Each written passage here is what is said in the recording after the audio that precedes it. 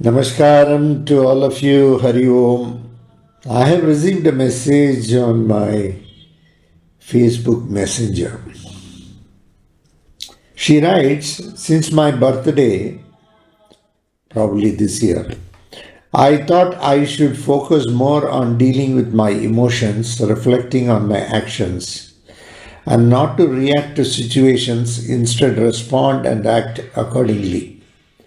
Also be more patient towards all aspects and self-care, Guruji. I feel I have neglected taking care of myself. I am too much into prioritizing everything else other than me. In my priority list, I am not to be seen, Guruji. Eventually, I felt I need to prioritize myself, focus on personal health and my emotions too. But since then, Guruji, right from that day, it has been a roller coaster ride. Every day, so many things are happening that my patience is really being tested, Guruji. But the situation is being handled and managed, and my emotions are everywhere, Guruji. So many things are just happening unexpectedly. It looks like it's not a good time for me, or it looks like God is also thinking, how much can I tolerate? I am not able to understand, Guruji. Is it true that any such things called bad time exists? Or it's just happening and I shouldn't bother much to small things and focus on the big picture? Guruji, could you please correct me? She continues, Guruji, I feel that I take things personally too much. I mean, when something unpleasant or not favorable to me happens, I react. I feel offended or not loved or not cared for, and I get irritated, and hence it comes out in various ways: anger, restlessness, irritation, frustration. How to learn to observe this and learn from this, Guruji? Can you please guide me, Guruji?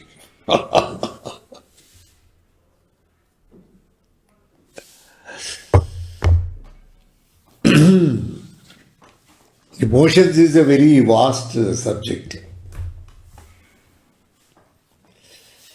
Okay, let me try to convey my ideas on this because many of you may be going through this. I thought I should talk to you on this. Yeah, self care. One has to take care of themselves. There is no doubt about it. Because unless you take care of yourself, you cannot take care of others. Okay. Everything starts with self before it becomes selfless. There is nothing like I have not taken care of myself and I am taking care of others. It's not possible. So, Lord, Pitrus have given you this body, this mind, all these things have come. Lord has supplied it to you through the Pitrus. Bhagavan has supplied it, given it to you. And it is bounden duty of you to take care of yourself first. Being very extreme to one's own self, being very violent to one's own self, will definitely lead to violence with others also. This is what I feel. It's my personal opinion. If we are very kind to ourselves, we will be kind to others. If we are violent to ourselves, we will be violent to others. So taking care of yourself is very, very important. Taking care of oneself is very important. You all should take care of yourself. There is no doubt about it.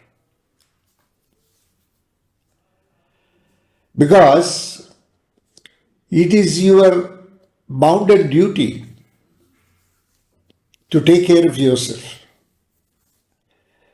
Thereby, you will be helping everybody.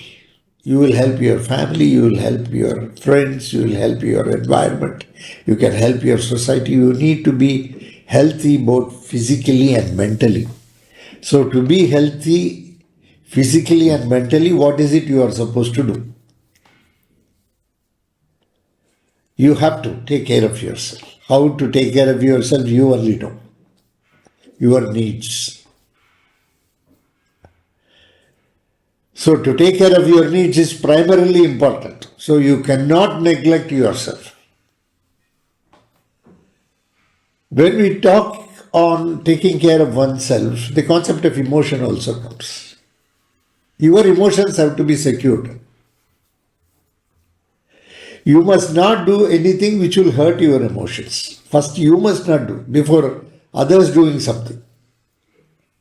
Suppose by favoring somebody, your emotions are going to get hurt. It's better you don't favor the other person. Because your emotional balance is very important to keep things at bay for every aspect of your life to be balanced, your environment to be balanced, your relatives, your people who interact with you to be balanced. First of all, your emotional balance is very important. If we place our emotions on the action or reactions of others, then we are going to be in trouble. Not everybody is going to approve us at every point of time, certainly. Not everybody is going to approve us. There will be some people who will be taking objection to anything we do. There is a category of people who will keep on raising objection, raising their voice against us, because probably it is not convenient to them, or just like that they are a character who keep always criticizing anything and everything. There are some characters like that. They never know to appreciate anything in life. Probably they have never been appreciated. They have seen only criticism.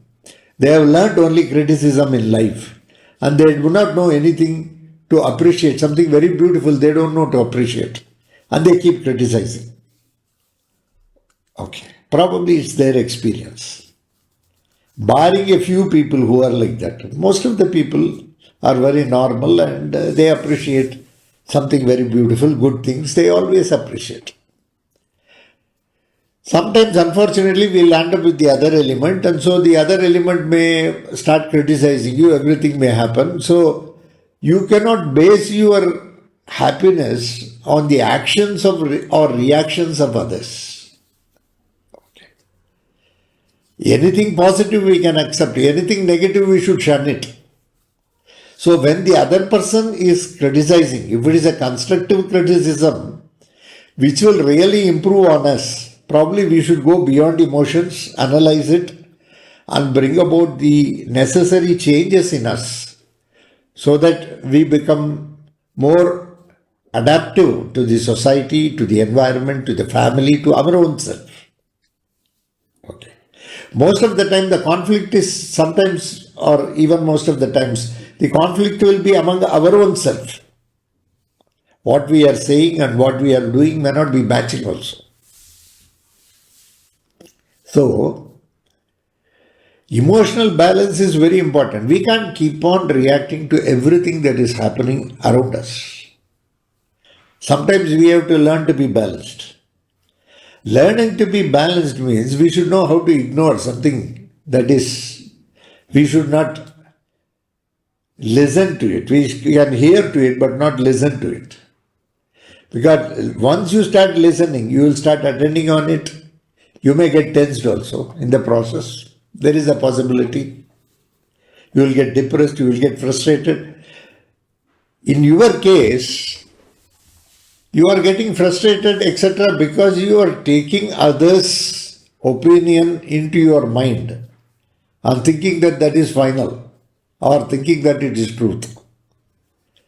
People just hear ideas. They do not know. They practically do not know how to handle many times things. And from their experience or inexperience, whatever it is, knowledge or ignorance, whatever it is, they will be saying certain things which may be out of context or may not be applicable to us. And so giving too much of importance to such things is not necessary. You must know how to shut your ears to such things, or at least at that point of time, initially, you can practice to leave the place and go elsewhere. No, I have some work, urgent work is there, I'll come and talk to you later. Once they start talking negatively, once they start talking a little bit otherwise, where it is going to affect your well-being, mental being or your mental health, or it is going to upset you, it is going to lead you to imbalance. Don't keep hearing to it also. Just leave the place. For leaving the place, you must be very alert. If you are not alert and if you are driven by curiosity, then you will start hearing to them. It may become listening also. What should not be heard at all in the first place is now being heard. Leave alone listening. There is a possibility that they may tamper into your goodness and they may create some problems for you mentally. So what is not useful to you, you must be ready to drop it. For that, alertness is required. You must be very alert when the other person is talking. If you are very casual, probably you may get caught in that. If you are very alert, you will be able to definitely be able to fend away. You will adopt some technique. You will say that no, urgently I have some work. You will leave the spot and go away. Even if it is at home. Even somebody very close to you starts talking negatively, you must be firm enough to say no to it. Instead of saying no to it out of your own mouth, just create a situation where just leave the spot. So initial days, you may not be able to shut the mind. The best thing is to remove yourself physically from that situation. Okay, as you practice this, a stage comes. You come to know that the other person is not going to reform, or the other person has not come to sing the same song which you are singing.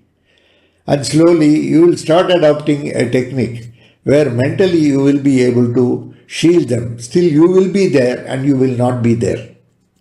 Physically you will be there, mentally you will not be there. That's what I mean. So such a technique you may have to use. Good times, bad times are all how you look at life. What is good, what is bad, what is right, what is wrong. Yes, some set of standards are there. And furthermore, most of the thing, how you look at things, how you interpret things, how you analyze things, how you use your discriminative power, depending on this, good times and bad times come. Of course, certain things may work out sometimes, certain things may not work out sometimes. Probably we may not have gone as per the guidance of somebody, or we might have been misguided also. We should know where to follow, where not to follow. I'll tell you a joke. When Corona was going on, the teacher in the kindergarten schools wanted the discipline of the kids to wear mask, because they may be affected health-wise. So the school has to function. Their studies are important. So they have to wear the mask. So she said, if mask is not worn, it is shame, shame. If mask is not worn, it is shame, shame. So the kids took it very seriously and they started wearing the mask and coming to the school. One day was a holiday, the kid was at home, she was very casual. At that time the teacher came, probably to see her parents or something like that, or to discuss something. She had come there, the kid saw the teacher, suddenly she remembered this instruction. She did not have a mask to wear, she simply took the skirt and covered her face. Okay, it's a kid. So naturally it cannot understand. Like this we also do many times. Some good guidance is given. People don't follow it. So who is guiding you is very important. You can't do everything everybody says. It's not possible. Okay. General principles may be there. It's just like a loom cloth. The cloth comes out of the loom. Once the thread is spun, it is now put into the machines and you get, from the loom you get a cloth. But you don't wear the cloth. You stitch. You cut it to your size and you stitch a shirt, a pant, all these things. Or a good sari, a blouse. Everything is tailored to suit your condition. So in life there will be some general principles. That is like the cloth that comes out. Some specific things are there for which some coordinates are fixed, which is only applicable to you, and you follow that. Okay. I cannot wear your shirt, you cannot wear my shirt. Size may not be the same. It may fit or it may not fit, or it may be too big or too small, whatever it is. So everywhere some tweaking of rules is needed. Today to live life, we cannot blindly follow anything. You cannot blindly say that it is like this, it is like this. You can't say that blindly. You may have to tweak the rules if you want to really follow the rules without affecting the basic structure of the rules. That's why even in Parliament, Constitution is there, still they will keep passing amendments.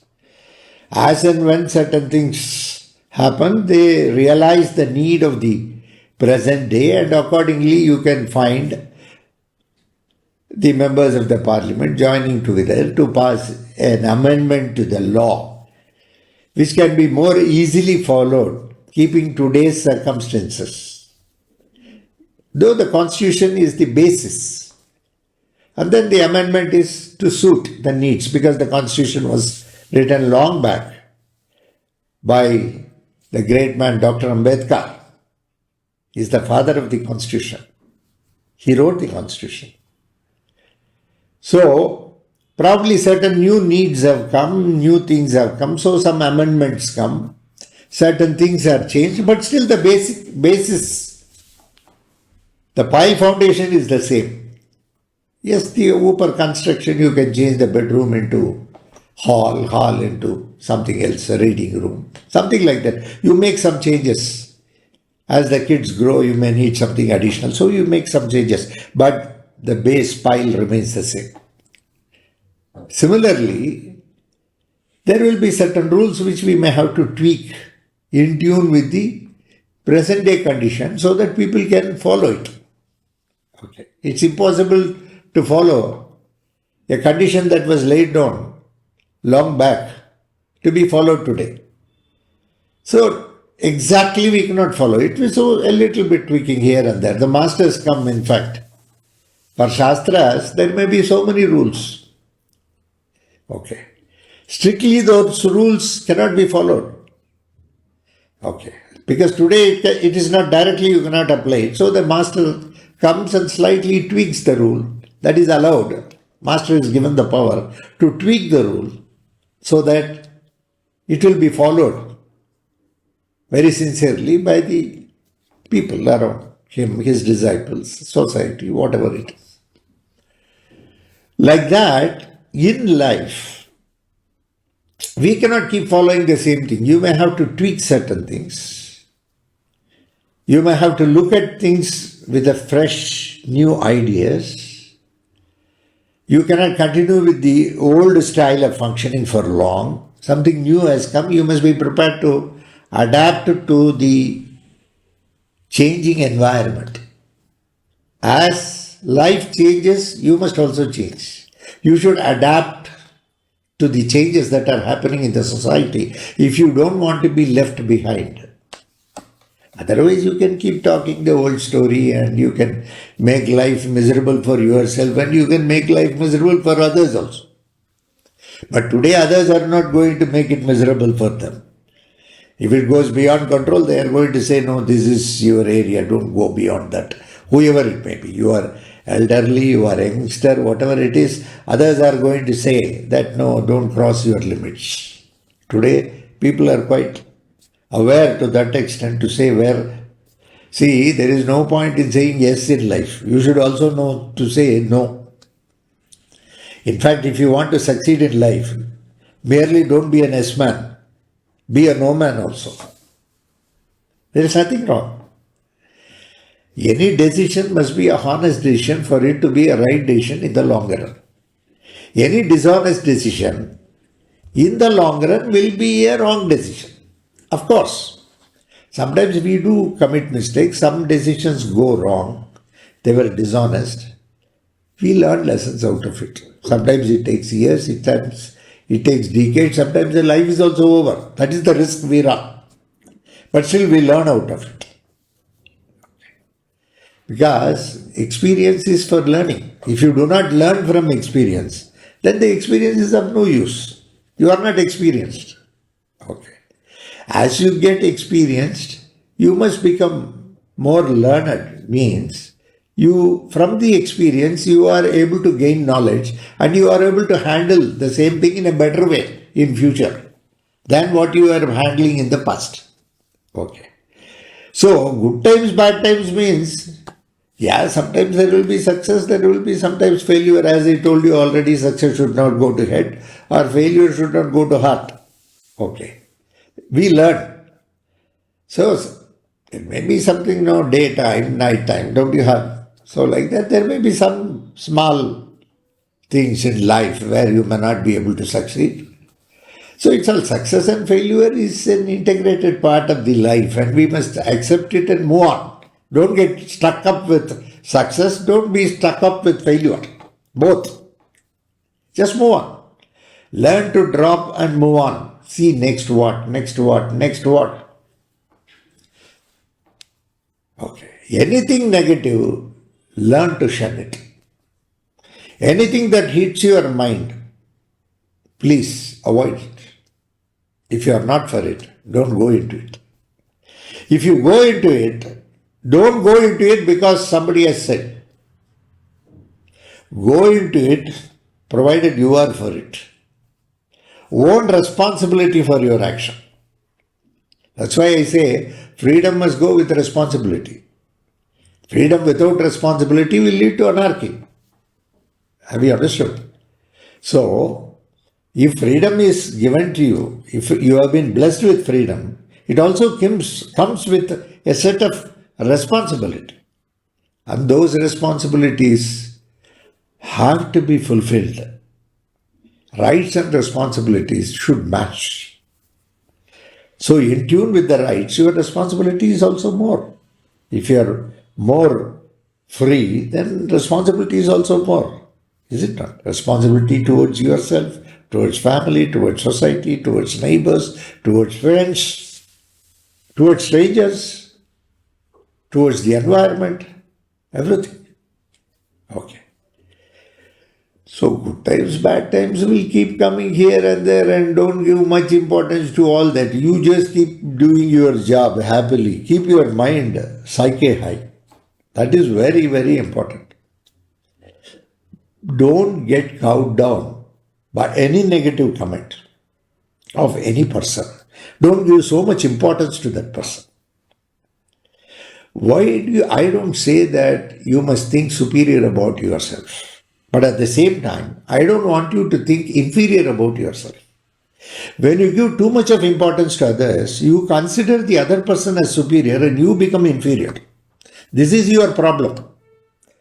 Because you have kept so much of faith in the other person and his comments are now going to dictate terms in your life, which is very dangerous.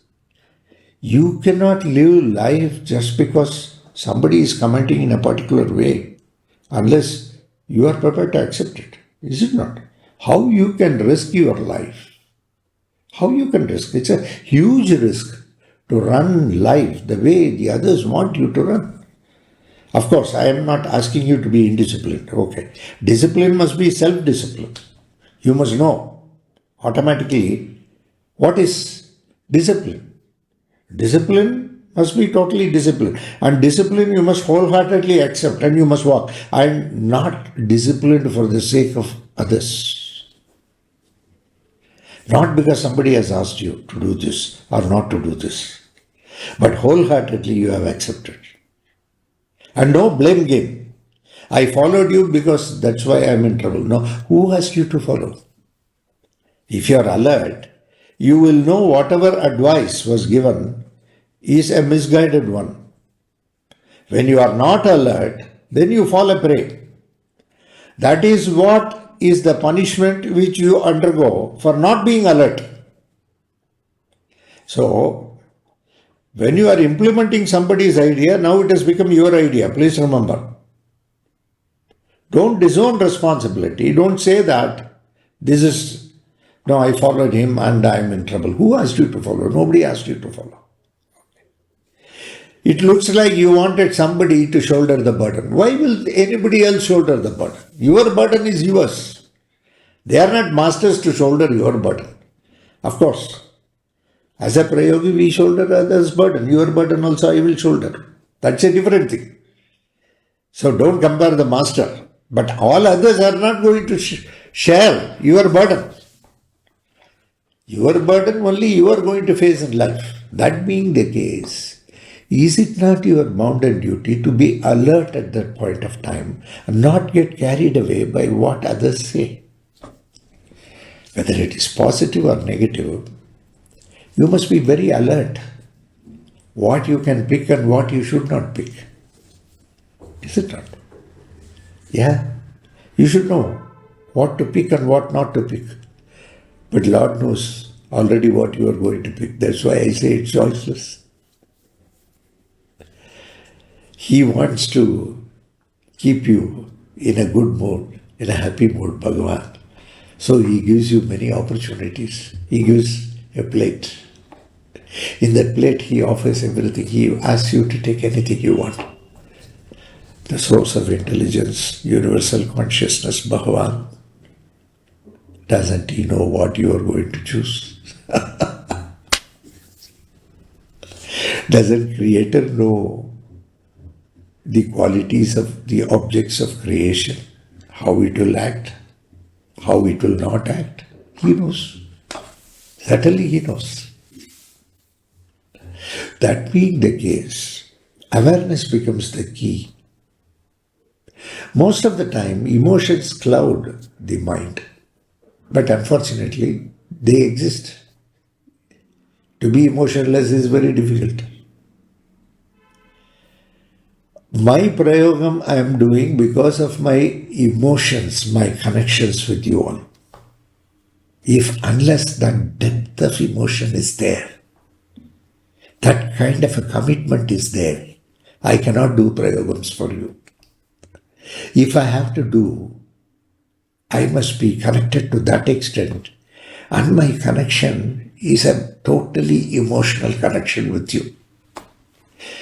Because I should feel the problem the way you feel. For that, I have to inject yourself into me. Then I can feel how you feel. I want to see the world through your eyes so that I can understand what you are going through. Is it not? As a prayogi, we have been trained to do this. That's why sometimes I just give shake hands. Of course, many times people do Pada Namaskaram. When you touch me, I come to know certain things. When I give shake hands, not many may not be in a position, they wouldn't have come at the exact time. They would have missed Pada Namaskaram. So while going back, I just give shake hands to everybody during a game and all. That shake hands, 1 second or probably half a second, just like that, 1 second, gives me an idea of your thoughts and emotions so that I can work on it. The idea as a prayogi is to work for you, nothing else. I have no other job. That way I am jobless. Maybe for living I do some small things. That's a different thing. I don't mix this with that. But my main mission as a prayogi is that. So emotional connect is there between you and me. So emotions will be there. Without emotions you cannot live. Of course, my emotional connect is more for you. Probably your emotional connect or your emotions are more for yourself. And you look upon others to further your feelings or thoughts. That is where the problem is. We cannot keep reacting to what others do. Okay. People who are with you will always be with you. People who support you will always support you. See, faith is very important in life. Okay. You should have faith with something in life. And emotionally, you must be connected to that faith. The disciple and master's relationship is an emotional connection where you just accept the master. The disciple is so large-hearted to accept the master. He has become one with him. To that extent, he is involved with the master. To that extent, he is emotionally connected. He is able to see the master everywhere. Anything he sees, he knows very well. It is his master coming in that form. To that extent, he becomes one with the master because of that love and compassion, what he develops with the master and the system to which he belongs to. The dedication towards the master. It's an emotional connect, which is a very good connect. It helps you in life. Any emotional connect should help you in life to progress. If it is going to be useful, yes, it is worth having it. If it is not going to be useful, it is better to drop it. Howsoever close the emotional connect may be, the person with whom we have the emotional connect, howsoever close he or she may be, if it is not going to be useful to you, you may have to drop because it may eat into you. Parasitical relationships are always dangerous. A parasite sits on something and he eats it. But relationship should be symbiotic.